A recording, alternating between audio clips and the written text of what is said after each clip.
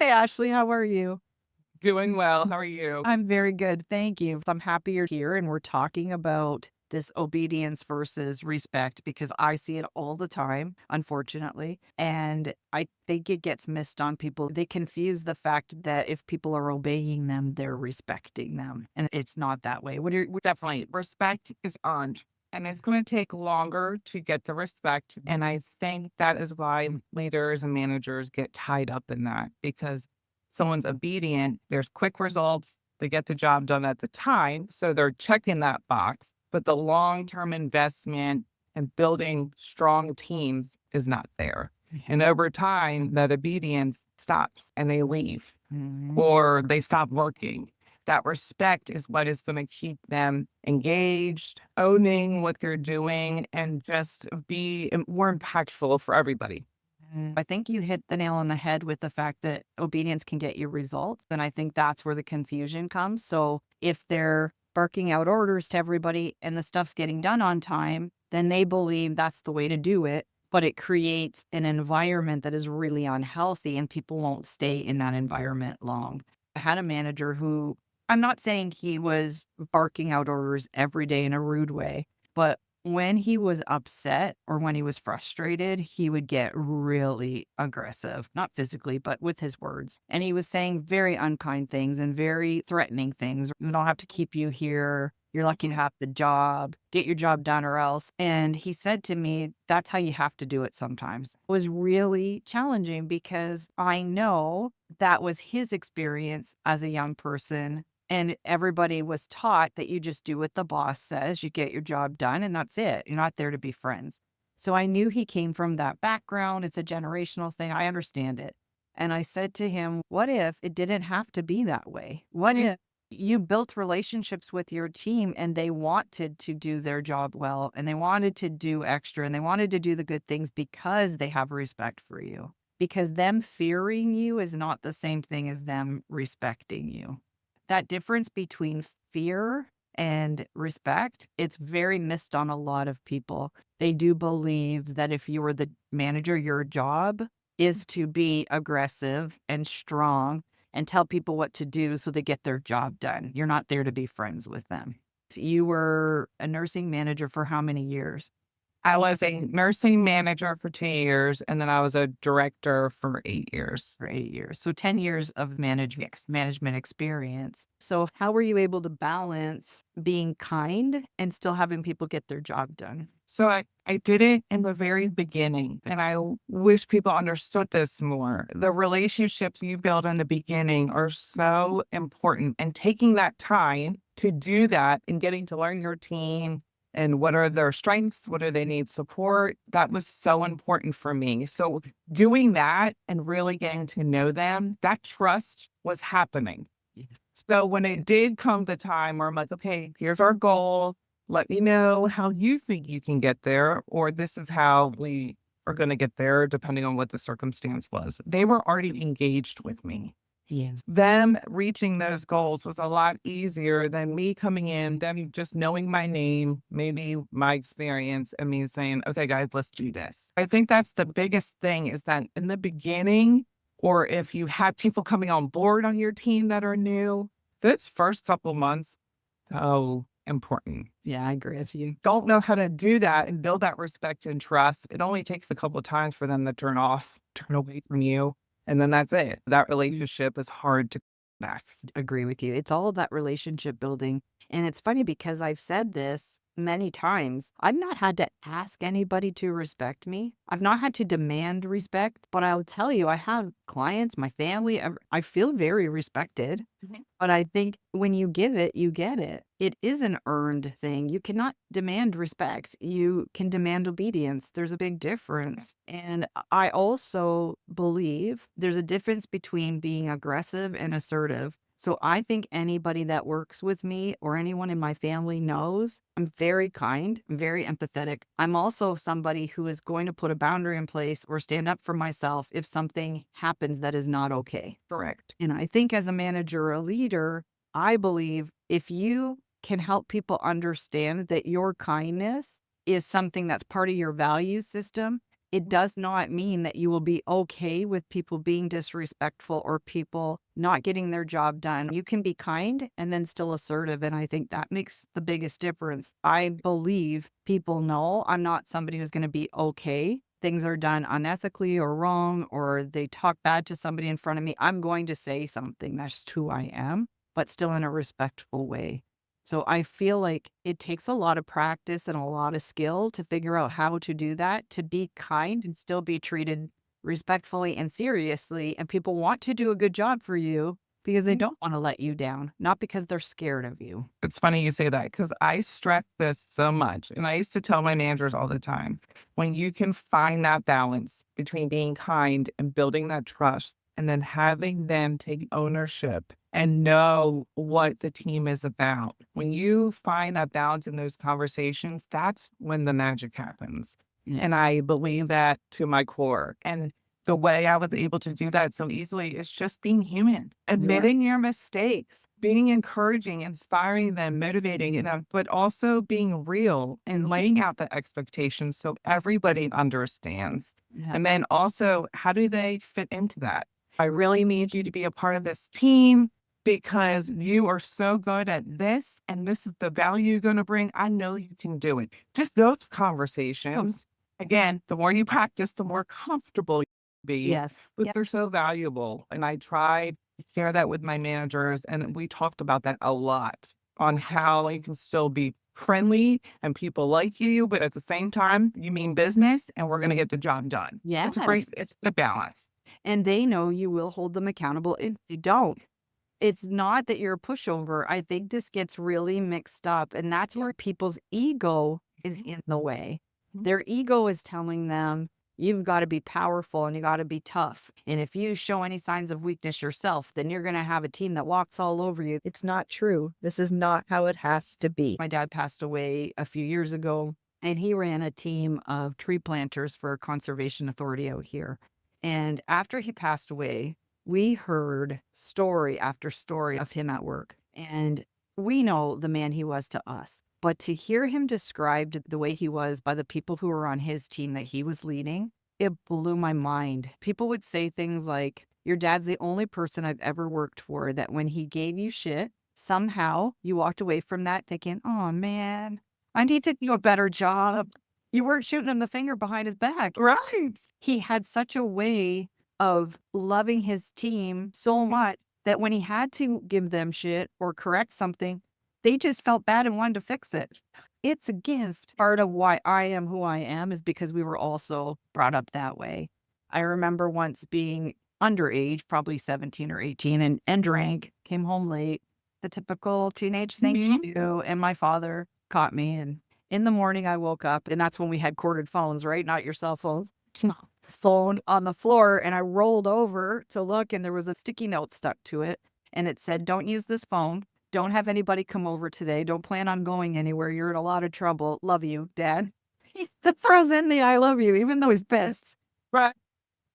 As bad as he was, that's still there. And we joke about it, but oh my God, what an example to live by. Because I'll tell you, none of us wanted to make my dad mad because you knew there were consequences. Right.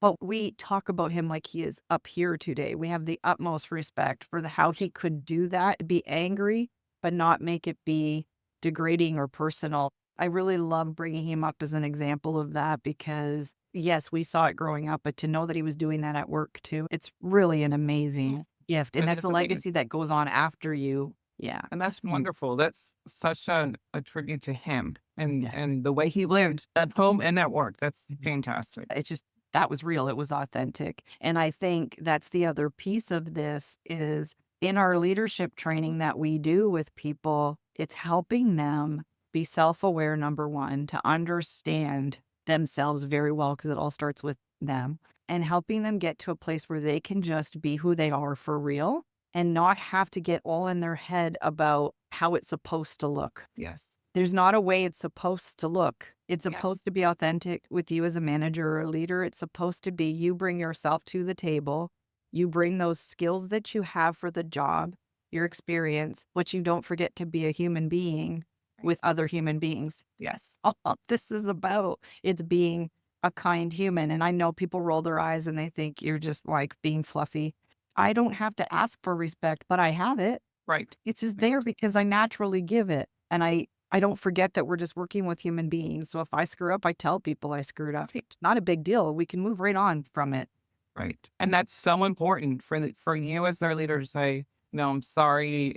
I came across that way. That was not my intention. I'll make sure Mm. whatever that may be, they see that. So in the way they're like, oh, I could be that way too. It's validation that, Yeah. yeah, that's how we are here and that's how we work. And that's how we have honest, real conversations. That's So I think that is extremely important. Yeah, it is. And I think we have to look at also there's a price we pay at work when we create a culture within our own team or the larger organization has an unhealthy workplace and there's lots of disrespect and yelling and swearing and aggression.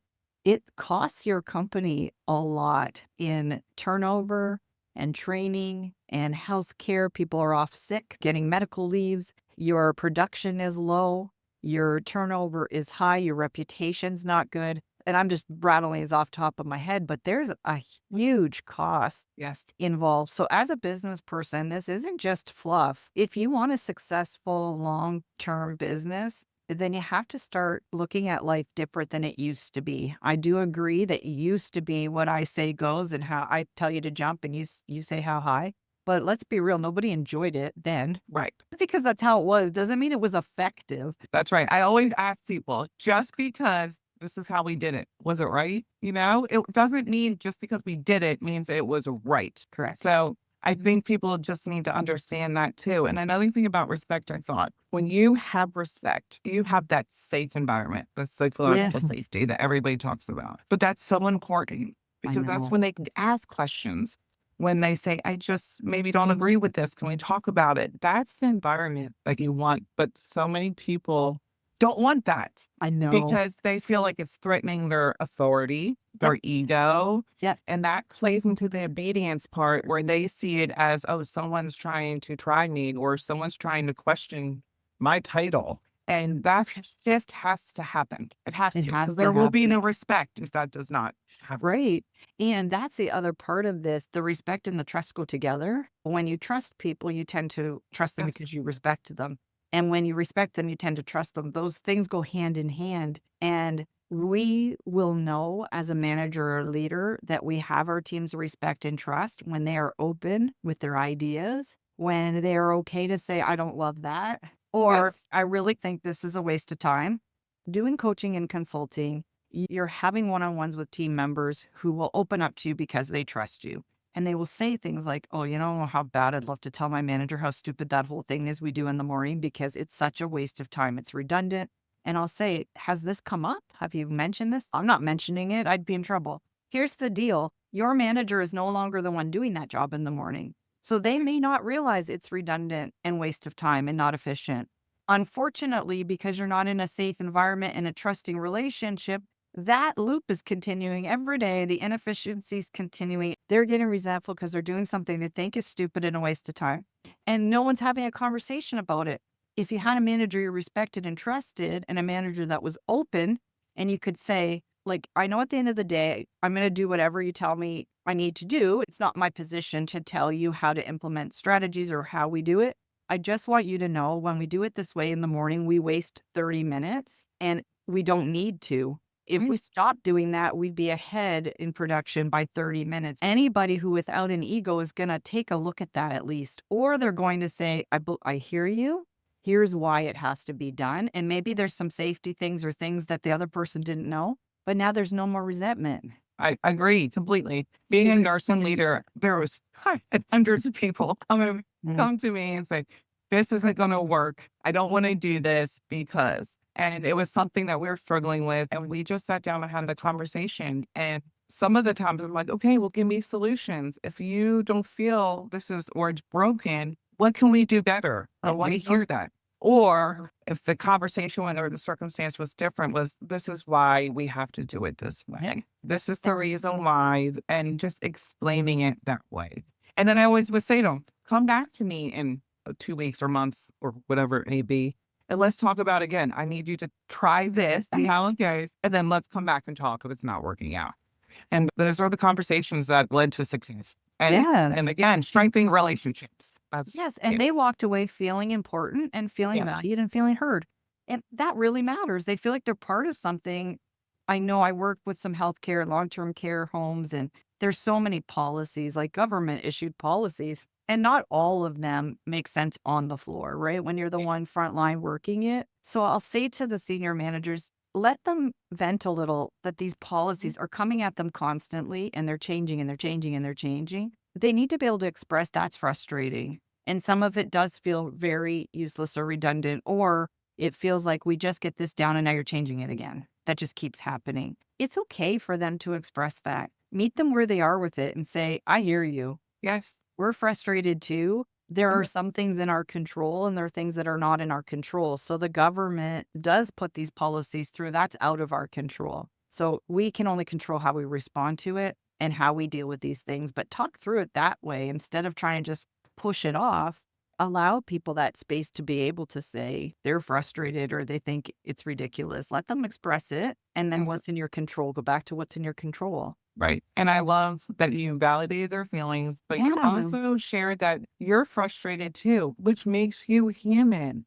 Even if it's like the most ridiculous task that you have to do, a lot of leaders just are like, this is what we have to do. Just do Yeah. it. When they know themselves it's not going to work. Well, your team feels that. And they just think, oh, again, the obedience, just do what I say, that ties back to that. And that's not how anything really gets done because there's no reasoning or just empathy or whatever it may be in the situation. If people are questioning why we're doing something a certain way, answer the question. Right. Don't answer the question with, that's how we do it around here, or that's how it's always been done. That's very dismissive, disrespectful. And again, I get pushback on these things because they're like, they shouldn't even be questioning it. Get in there, do your job. We're not babysitters, we're not parents. Do your job, get your paycheck, go home. But they're asking a question, answer the question. Here Yes. is why we do it this way. Or, you know what? I've never questioned that before. It's always been done this way. And I actually don't know why. I'm going to go find out.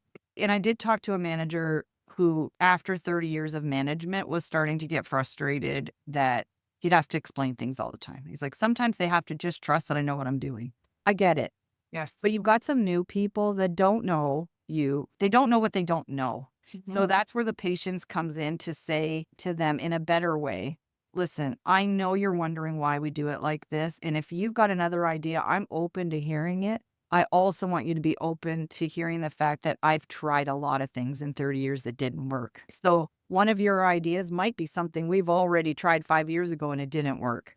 I'm going to listen to your ideas. I also do want you to know that over 30 years, we've tried a lot of things and they didn't work. It doesn't mean they may not work today. Maybe it's something we can re-implement, but I do want you to know sometimes my decisions are based purely on all of this experience. And I do want you to understand that. Even that is such a way that you're asking for respect with that conversation, but you're not being aggressive and you're not demanding it. You're actually explaining this is my 30 years tells me this. I agree.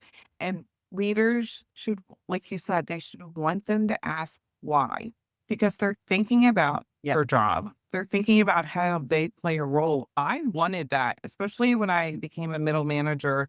The engagement was extremely low. So that was a goal of mine. I wanted to build the team back up where people could have honest conversations with me. And I told them, even as a director, what is broken? If you're sitting there all day long, why am I doing this? Why am I spending 4 hours doing this when I can do this? Come to me because Yeah. I'm going to look into it. And if it's something we can really, I'm going to support you and I'm going to push for that in my Yep. level. That was great. That relationship. So they knew if they started understanding the difference between just complaining and then really coming with ideas to make it better.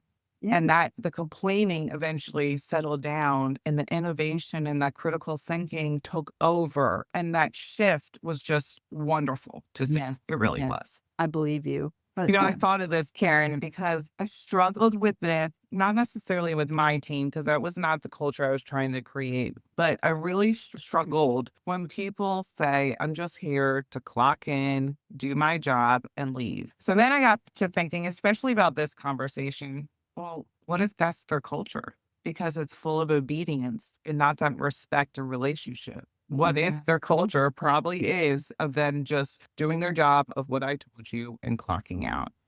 And leaders or managers get frustrated when that's their mentality, besides stepping back and say, wait, I'm creating that. I am creating this culture. And if you want people to take ownership and start working better towards a common goal or vision, that respect what helps drive that. Exactly. Because if it's an unhealthy, unhappy environment, they do want to just clock in and clock out. Yes. If they start to build some relationships at work and they're invested in what they do, Mhm. then how their day goes matters a lot more. And they start to think, you know what, I enjoy going to work. I like the people I work with. We don't love our job every day, but I Right. love seeing, I love lunch. I love going to see so and so. Like Mhm. for any employer to think that that's not true, I don't even know how to respond to somebody who says people don't need to like the people at work. That's baloney. I Right. think people, if they had a choice all day long, rather work with people they like than people they don't like. It doesn't even make sense to think of it another way. We're spending 8 to 12 hours with these people. I think I would much rather it was fun some moments and we got along some moments and there was a little bit of joy in a 12-hour shift. It's Right. ridiculous to think that we wouldn't want that. Agree. And if anybody has put up such a strong wall that they don't want to be friends with anybody at work, they have had an experience that has made that happen somewhere along the way. You don't have to hang out every day after work. You don't have to be each other's godparents to your children. I'm not saying it has to go to these extremes, but that respect throughout your organization and people being kind and fun with each other is super important for long term success. You're not Yes. going to have turnover as high when people enjoy going to work. I just had a situation where an office manager's considering moving to another company. And one of the things she said to me, I'm scared to leave the people I work with because I love them so much. It's more money, it's closer to home, these better hours, all good things. She wasn't making her decision just based on those really three great things. She is making that decision, weighing in the fact that she loves the people she works with. Because now the more money, the better schedule, the closer to home is all great. But if it's a toxic environment, she's not going to stay there. And then she's lost that. So Mhm. that was weighing, like that was in the pros and cons. That's fantastic. And that's that culture that people want to work in and will stay in. They will They will stay stay in. in. Exactly. Exactly. Money's very important and we need to be paid well for what we do. Everybody should, but it isn't the only driving force. I think some people will stay in a job they don't like longer than they want to because they can't give up their paycheck. And I completely feel for that. But if an opportunity came around tomorrow and it replaced that paycheck, they'd be gone. Yes, absolutely. I believe that completely. Yeah. Mhm. This is such a hot topic. Trying to help people understand that there's so many layers to this. It is not just about being friends with your staff. People Right. make it be this really shallow topic. It's not. It's about sustainability. It's about production. It's about culture. It's all the things that help a company make it in the long run. And if they're profit driven, which every company needs to make a profit, and Mhm. understand the bottom line is without a healthy culture and without respectful managers and leaders who are trained and understand the people skills, then you're jeopardizing that profit. So even if you're profitable today, you actually don't know how much more profitable you could be if you had a healthy workplace. That's Or I right. could do that. That's right. I think there's just they see that immediate gratification with something, whatever it may be, and then they think that that's like the end all, and they think that their job is done, but it's not. That investment, it takes time, but so does training people throughout the door every month and having those conversations with maybe toxic people in the workplace. Like that takes more time than doing it right in the beginning and constantly Great. looking at those team cohesiveness or engagement or just being a respectful leader. A respectful leader. Exactly. All right. So before we go, I know you said one of your biggest tips is that building those relationships early, either early in your career or early when a new person comes onto your team. Any other tips for being a manager that shows respect? We always talk about lead by example. And I think a lot of people are just, oh, yeah, lead by example. But it's so important. I talk about energy and your presence when you walk in a room. People feed off of that instantly. That's part of being a good leader. Do you inspire when you walk in, or do people already feel, oh, here we go, we're just going to do what he says? That's the obedience. So important. So if you want to have your team be a certain way, you have to model that behavior. Yes, It 100%. will never connect. Never. It 100%. never does. Yep. And I think people just take leading by example just as though that's something that everybody says, but it's extremely important. Oh gosh, yes. And we don't take the human element out. We're Right. all going to have emotions. I've been frustrated. I've gotten angry. I've had things happen in a meeting where I'm like, oh my God, I just got punched in the gut and didn't see it coming. We've all had these things Right. happen. Our job as a leader is managing it and trying our very best Yes. to understand our own triggers and say, okay, when this happens, what do I want my team to see? Do you want them to see me blow a gasket and slam all the drawers and knock the filing cabinet to the ground and throw a brick through the window? Or do I want to be able to say to them, hey, I need a minute because I'm going to be honest right now. My blood pressure's through the roof and I'm feeling frustrated. I need to step out, catch my breath, and I'll be back. Yes. That's leadership. So that's not denial that you're pissed or that something happened, but the way you handled it in that moment, that is modeling behavior they can relate with and say, holy as mad as she was, instead of freaking out on everybody in the room, she took a minute, got her breath, came back, and we talked about it. Yes. It I think that's extremely important. And in the nursing world, leaders are supposed to make rounds on their teams. And in healthcare, there's always crisis or all those roles. Or And when I was rounding as a director, I had like 500 plus employees. I had to space it out. But there were so many times where it was just negativity. So everywhere I went, it was just something negative. And there were many times I had to say to them, I will come back next week to round. I have to gather myself so I can respond appropriately to you and get you solutions or whatever they were asking. Just had to go to my office for a little bit and just calm down. yeah. And that's okay. It is But okay. if I went to them and said, no, stop talking that way, or no, we're not doing that, automatically they shut me off. You can't do that. Self-awareness is extremely important. And that's the key. And that was going to be the thing I was going to say. It is that self-awareness. I did a meeting with a whole team and they were higher executives. And one lady, we were talking about respect and trust with your team and building those relationships. And she said to me, I can give you one great piece of advice. You want to earn people's respect, make sure each one of them get to see a good door slamming sometimes at work. I was like, huh? You slam your door really hard and people take you seriously. This is the scary thing. I saw a whole bunch of people agreeing, nodding, yeah, thumbs up.